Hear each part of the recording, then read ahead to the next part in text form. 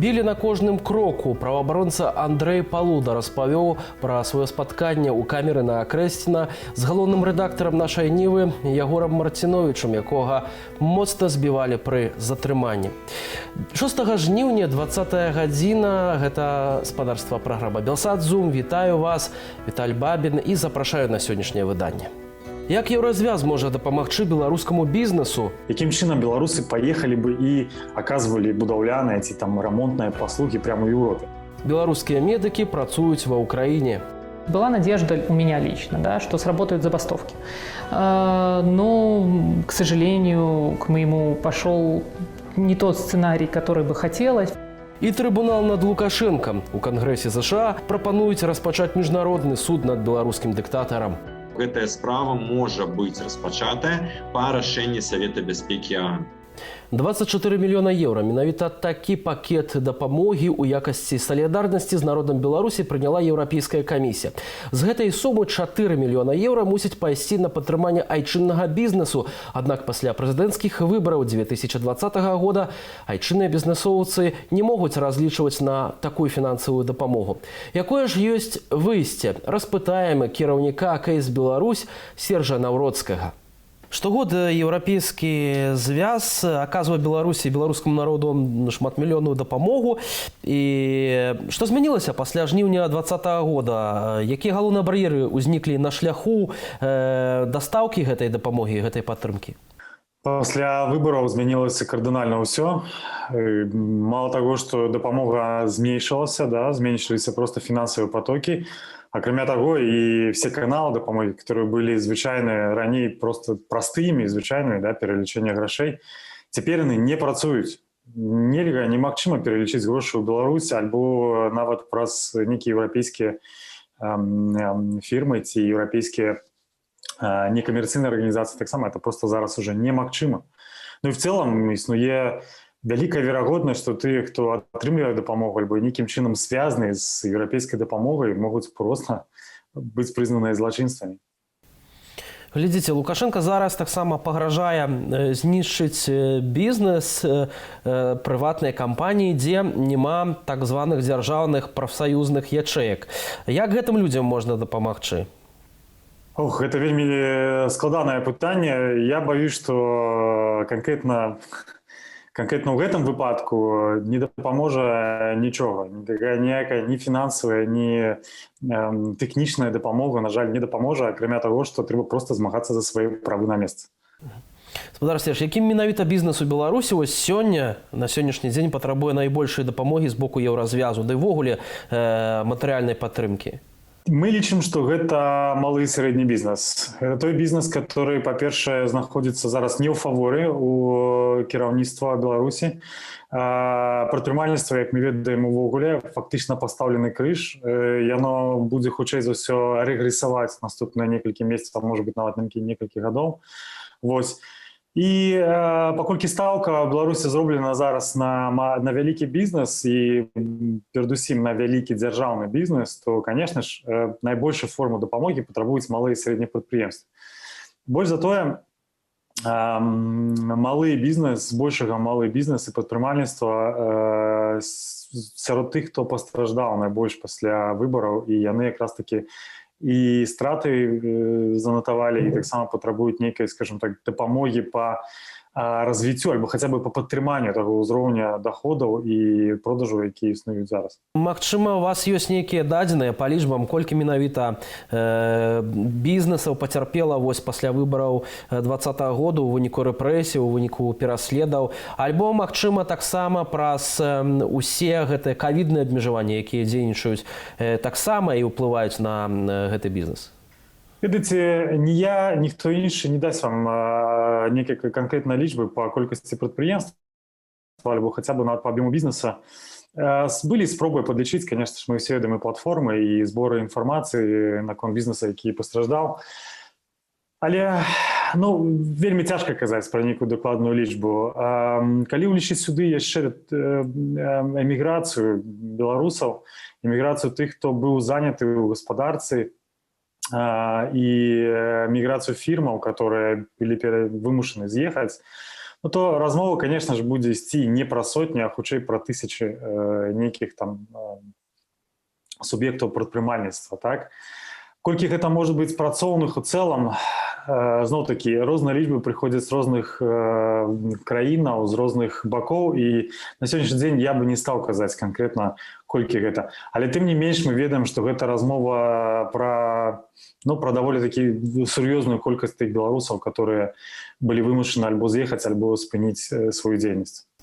Што вы канкрэтна прапануеце зрабіць, каб палепшыць умовы для аказання гэтай дапамогі? Мы прапануем еўрапейскаму звязу не толькі дзейнічаць з боку санкцыяў, але таксама паглядзець на будучыню і запрапанаваць беларускаму бізнесу, таму бізнесу, который насамрэч працуе сумленна, вольны, свабодны рэжым гандлю з еўрапейскім звязам паслугамі. Фактично это бы означало, что любые послуги, которые были бы зроблены у Беларуси ці белорусскими фирмами, признавались Европейским звязи как послуги, которые были створаны самим Европейским звязем. Ну, там мы бы фактично отрымали безмытный або безбарьерный доступ до рынку послуг Европейского звязу.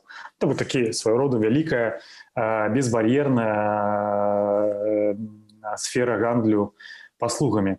Это передусім стварыла бы магчымасці зараз. Так, мы не кажам пра нейкую фінансовую дапамогу, а якраз таки магчымасць, которую бы дала Еўрапейскі Союз, даў бы тым фірмам, которые насамрэч яе патрабуюць, даў бы магчымасць і у выглядзе павелічаных продажаў, так і ў выглядзе, конечно ж, нейкай павелічанай канкурэнтназдольнасці, бо фірмы, конечно, канкуравалі не толькі ў Еўропе, но не толькі ў Беларусі і Расіі, еўраазіяцкім гандлёвай прасторы, але і ў Еўропе.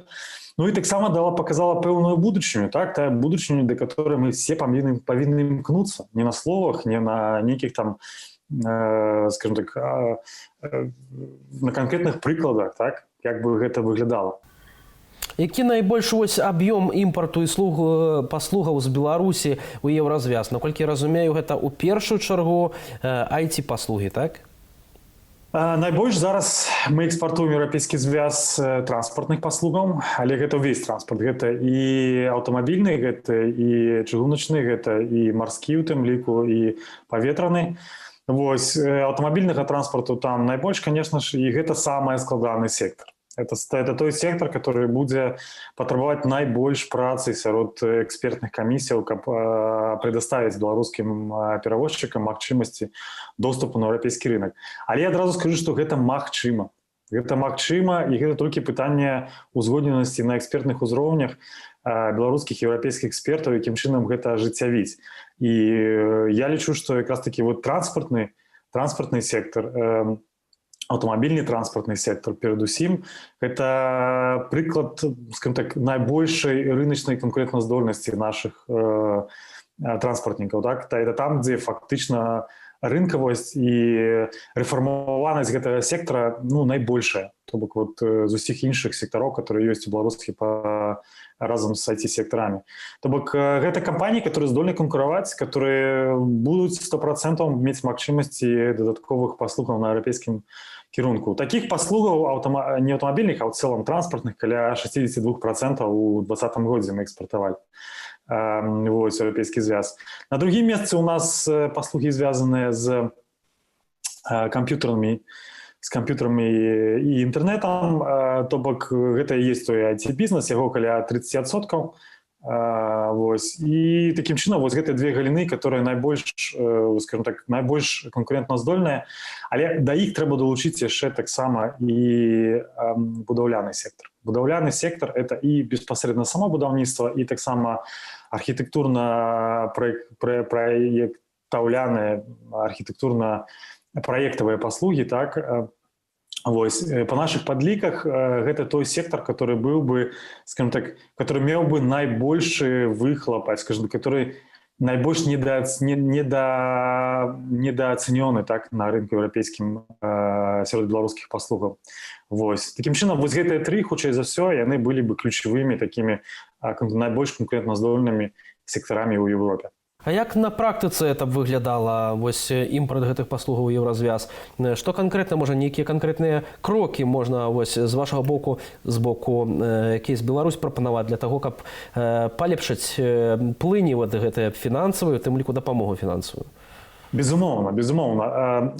Справа ў тым, што ўсе паслугі, которые экспартуюцца, або любы контакт паслугамі, ён дзеліцца на вялікіх чатыры групы. Так вось у межах кожнай з гэтых групаў модуляў мы запрапанавалі свае канкрэтныя рашэнні. Ну, я магу зараз хуценька прабегчыся па іх. Перадусім, гэта магчымасць вядзення бізнеса там, у самой Еўропе. Фактычна, гэта можна, размова ідзе пра адкрыццё кампаній, которые бы звязаны былі з кампаніямі ў Беларусі. Так? Такім чынам, беларускія кампаніі мелі бы магчымасць напрамую вырашаць і ці аказваць паслугі напрамую праз беларускія кампаніі, ці праз свае прадстаўніцтвы там у Еўропе. Вось. Калі казаць пра прямы экспорт паслугаў, то есть такіх паслугаў, которые зарэгістраваны ў Беларусі, так, ну, як мы казалі, напрыклад, аўтамабільных, то тут размова павінна была рашацца выключна экспертнымі камісіямі, которые павінны былі бы стварацца з экспертаў з боку Еўрапейскага Саюза і з боку беларускіх эканамістаў, вось, каб выпрацаваць механізмы канкрэтна доступу на рынок. Ну, калі казаць пра аўтамабільны транспорт, хутчэй за ўсё, это выпрацоўка пэўных квотаў, которые беларускія перавозчыкі маглі бы перавезці, грузы, которые маглі бы беларускія перавозчыкі перавезці грузы ў Еўропе, вось, і канкуравалі такім чынам з іншымі перавозчыкамі, так? Тое самае датычыць іншых відаў перавозак. Па іншым сектарам там будуць, безумоўна, камісіі павінны выпрацаваць свае рэкамендацыі, свае магчымасці супрацоўніцтва і імпарту паслугаў з Беларусі. Ну, а яшчэ ёсць яшчэ адзін важны сектар. Гэта не сектар, дакладней, а галіна аказання паслугаў. Это калі беларускімі рукамі беларусаў гэтыя паслугі павінны аказвацца ў Еўропе. Да? Магчыма, это самы такі складаны спосаб, то бок, якім чынам беларусы паехалі бы і аказвалі будаўляныя ці там рамонтныя паслугі прямо ў Еўропе. Значит, тут мы бы запрапанавалі стварэнне такой адзінай базы, которая ввелася бы ў Еўрапейскім звязе. Гэта база фірмаў, тых юрыдычных асобаў, которые хацелі бы такія паслугі аказваць. Трэба было просто падацца, зарэгістравацца ў такой базе ў Еўрапейскім звязе, зрабіць спіс людзей, сваіх працоўных, которых хацелось бы выслаць у Еўропу. І з нашого боку мы рэкамендуем Еўрапейскаму звязу без каштоўныя візы выдаваць такім людзям, которые зарэгістраваны, каб яны маглі абсолютна бесперашкодна выконваць сваю працу там у Еўропе. Такім чынам мы не просто паслабляем рэжымы гандлю, мы ствараем дадатковыя магчымасці па гандлю, ствараем дадатковыя магчымасці ў рэзідэнцтве, прасілі бы еўрапейскія краіны канкураваць за беларускія фірмы, да, ствараць ім такія паслугі, такія умовы, каб беларускі бізнес мог сам сабе выбіраць адну тую ці іншую краіну. Так? Ну і самае галоўнае, каб яны маглі бесперашкодна, каб самі беларусы маглі бесперашкодна ездзіць на падпрацоўку, на заработкі, так, не толькі ў Расію, але і ў Еўрапейскі Саюз. А так фактычна, калі бы все гэтыя інструменты, вось, которые я вельмі хутка назваў, мы бы удалось бы реалізаваць, удалось бы пераканаць наших калегаў у Еўропе, эканамістаў і перадусім полісімейкераў. Ну, для простого беларуса это означало, что он бы имел выбор, куды поехать на заработок, у Россию ці у Европу. И от гэтага бы выиграли, поверьте мне, все. Европа однозначно бы здольна была бы пераварыць такую колькасць беларусаў і нашай працоўнай сілы. Гэта не з'яўляецца для праблемам з улікам цяперашняга стану працоўнага рынку. Я, наколькі разумею, вы прэзентавалі гэту праграму для журналістаў, для медыяў. Ці ваши еўрапейскія калегі ўжо атрымалі вось гэтыя прапановы ад вас, і калі так, то калі чакаеце нейкай рэакцыі? Так, безумоўна, уже атрымалі, і я думаю, што бліжэйшымі тыднямі мы будзем праводзіць шэраг перамоваў з еўрапейскімі эканамістамі, з тымі, хто працуе напрямую ў Еўрапейскай камісіі, ці з імі звязаныя, з нашымі калегамі з think tanks, так, з такіх фабрыкаў думак. Вось, і будзем пераконваць, будзем шукаць магчымасць сутыкнення, магчыма правіць гэтыя прапановы. Але магу адразу сказаць, што, безумоўна, гэтыя рэкамендацыі, которые мы прадставілі журналістам Беларусі і беларускім людзям, яны ўжо прайшлі пэўную апрацоўку і пэўнае скажем так, абмеркавання з эканамістамі в Европе. И пакуль што мы не сустрэліся з таким каким-то, ведаеце, шквалам негатыву альбо хваляй скептыцызма адносна таго, што гэта немагчыма. І ўвогуле нашы прапановы яны засноўваюцца на практыцы Еўрапейскага Саюза з 2009 года, калі былі ўведзены ў аднабаковым парядку вольны гандаль, рэжым вольнага гандлю з краінамі, балканскімі краінамі, так? Дзе Еўрапейскі Саюз адмаўляўся ад мытаў сам у аднабаковым парядку для краінаў заходніх Балкан. Вось. Ну і дагэтуль гэты мытны рэжым дзейнічае, ўсё ў парадку, і гэта адзін з такіх прыкладаў, калі гэта было магчыма і стала таксама для нас пэўным арыентырам. Ну што ж, будзем спадзявацца таксама, што гэта праграма зможа даць беларусам новыя магчымасці. Дзякуй вялікі за гэтую размову. Дзякуй вам вялікі. Всяго найлепшага. Падчас леташніх падзеяў многія беларускія медыкі сталі на бок народу. Сярод іх і лекар-гастраэнтэролаг, эндаскапіст Лідзія Тарасенка, якая пасля выбараў не ўбачыла перспектыву ў сябе на радзіме. Як беларускія медыкі працуюць у суседняй Украіне? Глядзіце наш наступны сюжэт.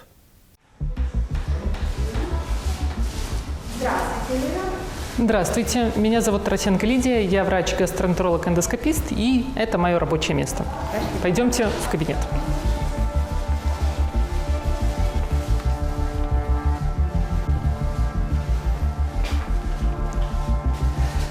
Здесь я работаю уже почти год. Приехала я в конце октября 2020 года и с тех пор вот работаю в медицинском центре частном в Украине, в Киеве.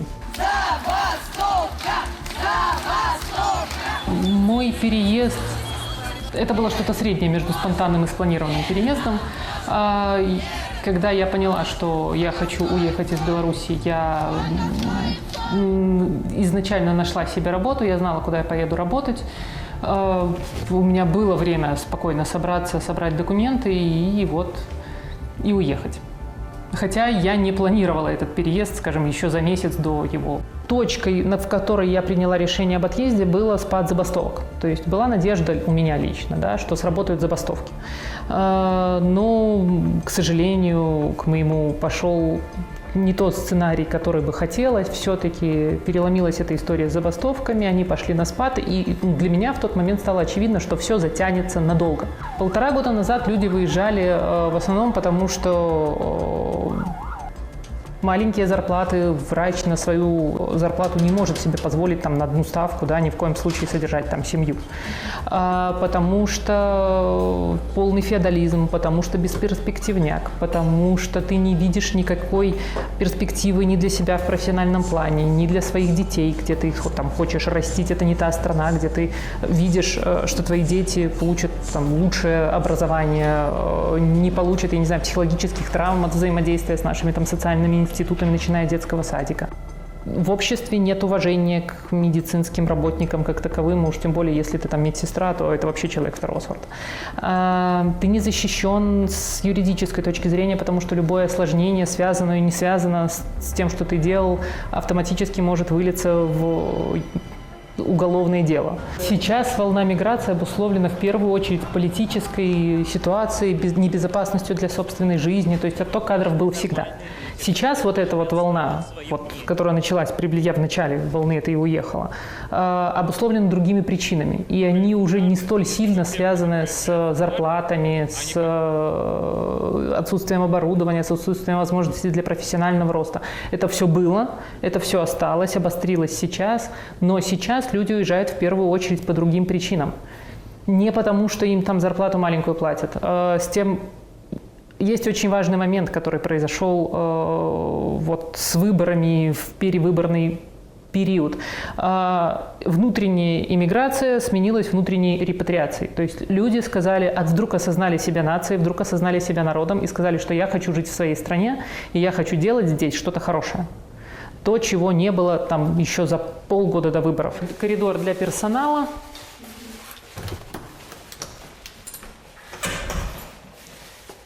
Здесь несколько операционных с красивыми названиями, например, Цюрих, Амстердам. На тот момент, когда мы пытались посчитать волонтерскими силами, это было еще до Нового года. Мы насчитали 700 примерно медработников. И это было еще до Нового года, то есть это было полгода назад. Невозможно отделить, человек сам уволился, ему не продлили контракт, иногда человек и сам думал увольняться, тут ему не продлили. То есть тут, если бы была какая-то анкета, которую человек заполнял на увольнение, но сейчас по данным базы, которая республиканская база вакансий, не хватает порядка 10 тысяч медработников. 10 тысяч на маленькую страну.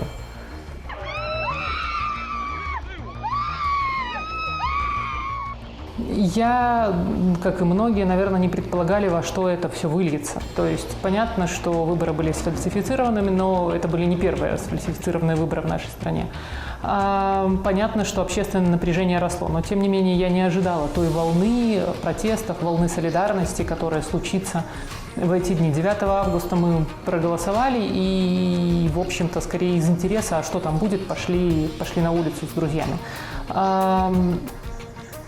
Я ожидала, что за пару дней все утихнет, что будет как в прошлые годы, кого-то там побьют, кого-то посадят. Думала, что, если меня посадят, то хотя бы высплюсь, уж больно мне тогда тяжело было с работы и хотелось выспаться. Вот. Так получилось, что нас сразу 9-го и загребли. Вот. Правда, меня отпустили через 12 часов. По-разному, сложилась судьба тех, с кем меня вместе забрали. Вот. Стало понятно, что в тех условиях, которые сейчас существуют в белорусских тюрьмах, выспаться невозможно. Там бы живым остаться. И это не метафора. Вот. Мы сидели припаркованные в машине, подошли гаишники, вот, и просто нас забрали. Я была в советском РОВД. В камере? Нет, это был внутренний двор, вот это в РОВД, лицом к стене, руки на стену, постоянный прессинг. Женщин на тот момент не били, били мужчин совершенно, без поводов, вот как-то так.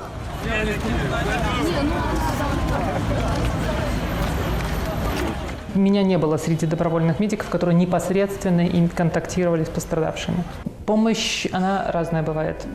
То есть я не приняла решение пойти там с бинтами, не знаю, потому что как-то вот меня вынесло в другую стезю.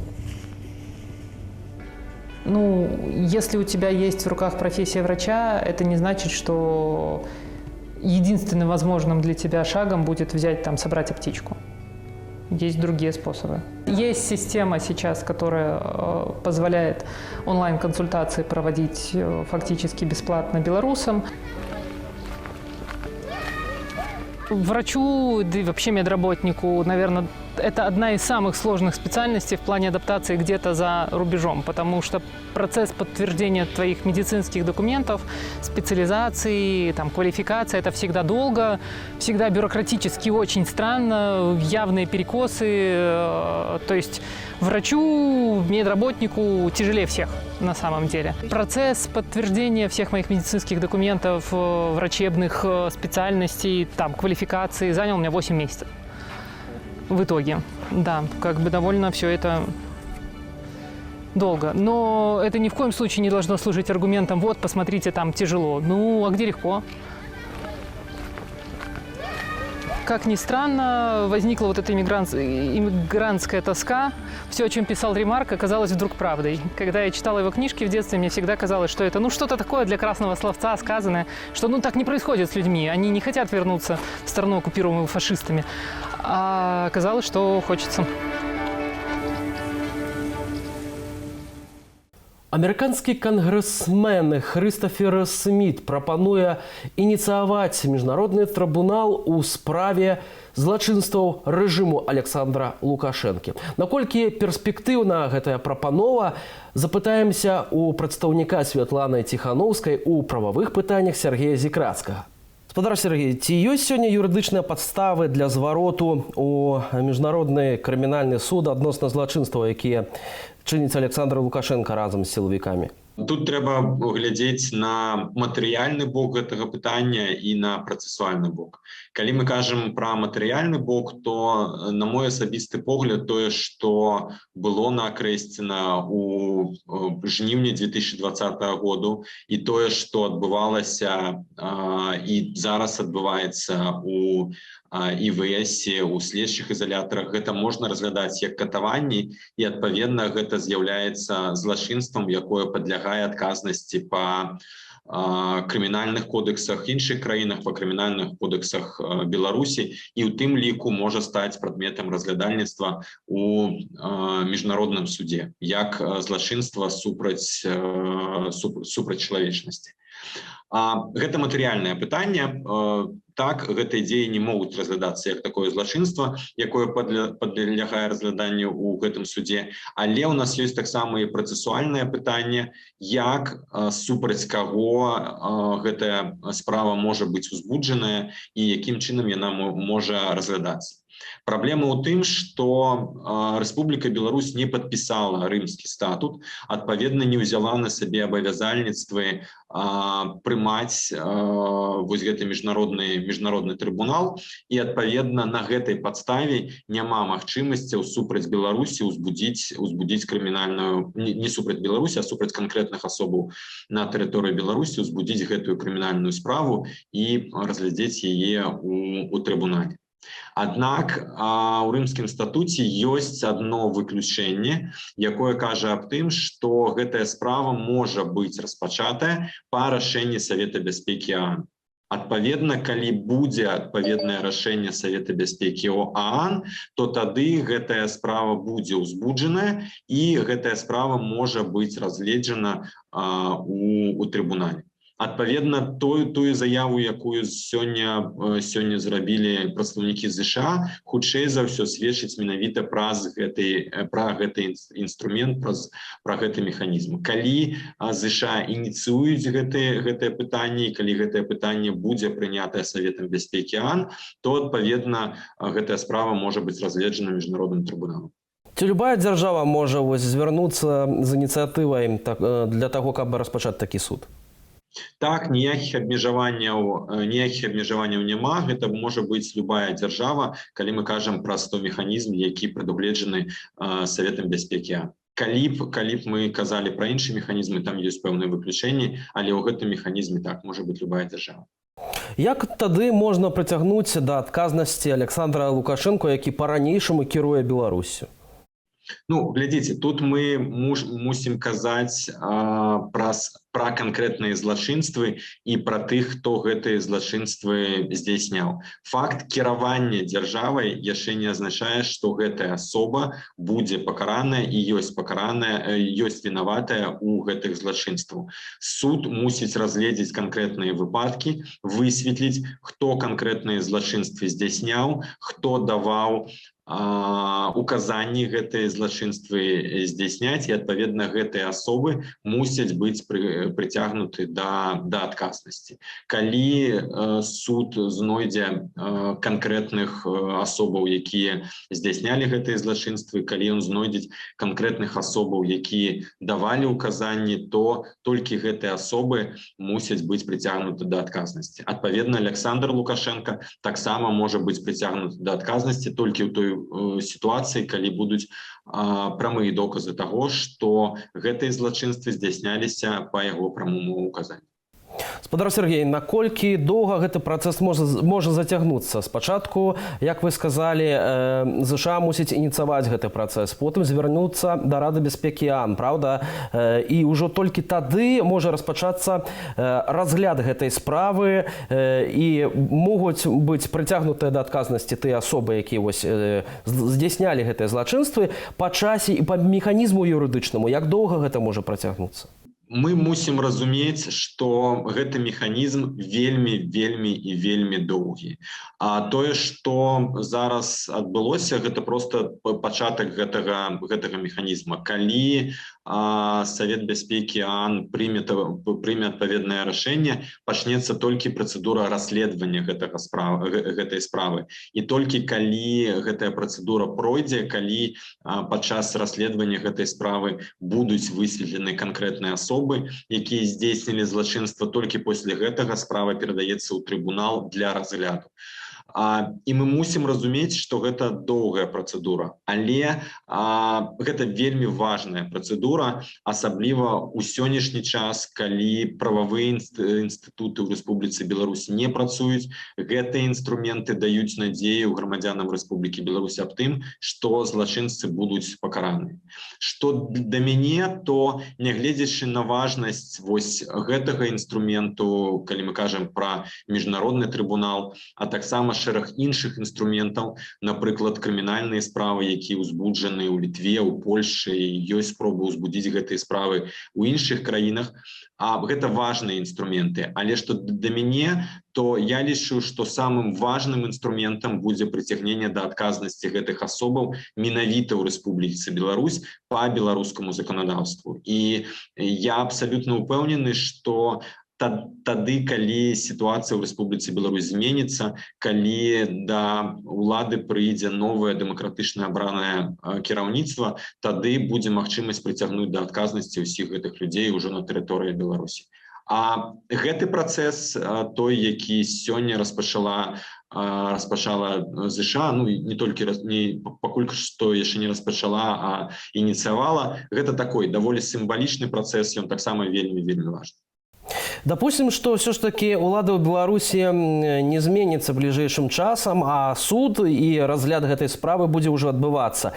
Як тады гэта рашэнне суда, напрыклад, іх прызнаюць вінаватым гэтых людзей, у тым ліку Александра Лукашенко, як тады на іх будзе распаўсюджвацца гэта міжнароднае права? Ці будуць яны знаходзіцца, напрыклад, там пад абаронай, выязджаючы па-за межы Рэспублікі Беларусь, ці іх все ж таки давядзецца краінам, у якія яны скіруюцца, выдаць для разгляду непасрэдна суда, вось, да прыкладу, там у Гаагу, так, у міжнародны крымінальны суд? У такой сітуацыі выдаецца міжнародны ордэр, які падлягае выкананню, і я думаю, што проста гэтыя асобы, якія ёсць у гэтай справе, наўрад ці нават будуць мець жаданне нейкае выязджаць за межы Рэспублікі Беларусь. Спадар Сергей, на ваш погляд, ці сам Лукашенко, ягонае атачэнне рэальна можа ўспрыняць гэты працэс альбо пачатак гэтага працэсу як рэальную пагрозу для сябе? Бо раней адзінае, што казаў Александр Лукашенко, а таксама некаторыя ягоныя міністры, якія траплялі пад санкцыі альбо супраць якіх пачалі разгляд справы міжнароднай юрысдыкцыі ў той жа Літве, гэта тое, што гэта яны, маўляў, напрыклад, там немцы, фашысты, а не я, як казаў Александр Лукашенко. Глядзіце, тут можна казаць пра палітычны аспект, але за кожным палітычным аспектам ёсць канкрэтнае юрыдычнае рашэнне. І калі гэтае юрыдычнае рашэнне прынятае і становіцца абавязковым для краінаў, якія прынялі гэтае рашэнне, і краіны, якія падтрымліваюць адпаведныя міжнародныя юрысдыкцыі, адпаведна гэтае рашэнне будзе ўздзейнічаць на тых асобаў, якіх яно тычыцца. І гэтыя асобы могуць 100 раз сказаць, што яны не баяцца гэтага рашэння, і што гэта самі фашысты, немцы ці літоўцы, але яно адпаведна будзе ўздзейнічаць, таму што яно будзе нерваваць, і таму што яны будуць цудоўна разумець, што шляху ў гэтай краіны ім ужо няма. Скажыце, ці ёсць ужо нейкія вынікі па фактах універсальнай юрысдыкцыі, да прыкладу, тыя справы, якія разглядаюцца ў Літве непасрэдна альбо ў Нямецчыне? Што вам вядома на гэты конт?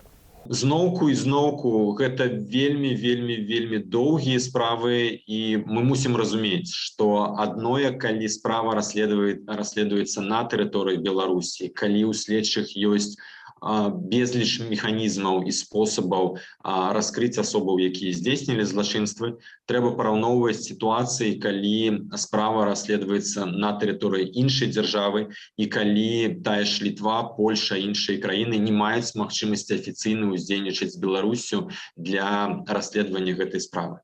Таму справы расследуюцца, аднак гэта не хуткі працэс, і на сённяшні момант відавочна, што яшчэ гэтыя справы да канца не расследаваны, і пакуль што нам нічога не вядома, каб былі вызначаны канкрэтныя выканаўцы гэтых злачынстваў. І все ж таки, спадар Сергей, наколькі рэальна тое, што Александр Лукашенко, а таксама тыя людзі, якія выконвалі злачынныя загады, ўсё ж таки прадстануць перад міжнародным судом? Міжнародны суд быў створаны шмат дзесяцігоддзяў таму. Міжнародны суд на працягу сваёй дзейнасці разглядаў справы, выносіў прысуды, і гэтыя прысуды прыводзіліся ў выкананне. Таму я лічу, што гэты механізм, ён існуе, ён працуе, і ёсць шансы, што ён будзе працаваць таксама ў дачыненні да Беларусі. Дзякуй вялікі вам за гэтую размову. До 9 жніўня летась яны амаль не цікавіліся палітыкай, выхоўвалі дзяцей, адавалі сабаку, працавалі. Ну а цяпер Антон Быкоўскі, палітвязень, тым часам ягоная сям'я, палітычныя мігранты. Пра тое, як ім жывецца па-за межамі Беларусі, глядзіце ў нашым наступным сюжэце. 9 августа мы ездили в город по делам и увидели то, что происходит. Происходило очень страшные вещи. Просто очень много военных, людей в черном вышли на улицу и начали расстреливать мирных граждан. Мы больше не могли оставаться в стороне после всего этого. И, конечно, мы участвовали в акциях, в мирных акциях с цветами, с флагами, мы были активистами, мы выходили, я участвовала в женских маршах. И, естественно, муж не мог оставаться в стороне, он просто не представлял, как можно жить в стране, когда тут людей убивают, как можно ходить по улицам, почему вот это все происходит на наших улицах. И 29 сентября к нам, я узнала о задержании мужа от оперативников, которые пришли с протоколом на обыск. И я даже не знала, что с моим мужем, где он, что он. И только после обыска мне знакомые переслали видео, где он окровавленный, избитый, и говорит на камере то, что ему сказали сказать. И этот ужас, он раскручивался по спирали. Я долгое время не могла поверить, что мужа больше нет. И его реально забрали, и больше его со мной не было. То есть был человек и нет человека. Какой целью сюда приехали? Я ошибся. Чем ошибся? Политическими взглядами. Дело по хулиганке. Также ему подбросили наркотики и дали 6 лет колонии усиленного режима. Ему угрожали, причем я знаю, что оперативники ходили без адвоката в СИЗО и в больницу к нему, угрожали ему семьей, угрожали наркотиками. Они его хотели сделать организатором этой группы, хотя, все знают, что это просто была провокация. Это был заказ, чтобы по БТ показать, что вот забрали группу людей, которые хотели воевать с милицией. Но как-то же надо остановить этих преступников. Он побывал во многих разных СИЗО, пока его не отправили после суда на Витьбу. И сейчас он на Витьбе, это колония Витебской области, и с ним практически нет связи. Письма от друзей не доходят, от него тоже практически нет писем. И мои, я боюсь, что тоже не доходят. И я не знаю, что с ним. Вечером прочитала письмо Сергея Верещагина, и многие вещи очень похожи, потому что моего мужа тоже лишили передач, лишили звонков, лишили свиданий. Просто так, он даже не может говорить за что, потому что, скорее всего, даже не знает, за что его лишили всех этих вещей. И я даже не знаю, пытают его или нет, возможно. Над ним тоже стоят, не разрешают писать письма, не разрешают ничего говорить по телефону. Мне поступали неоднократно угрозы от разных людей. И со школы тоже начали интересоваться нашей семьей, приходить к нам в дом. Просто я поняла, что начинаются репрессии, потом была новость про закрытие границ, и пришлось спешно покидать страну. Плюс моему мужу угрожали семьей, что к нам придут, что меня посадят. А у моих детей осталась только я. Мужа посадили. Если бы меня посадили, что бы было с детьми, я не знаю. Мне пришлось посадить детей в машину, взять одну из наших собак, самую маленькую, и уехать из страны. Дзякую за увагу, а таксама за тое, што застаецеся з Белсатам, і зычу добрых выходных.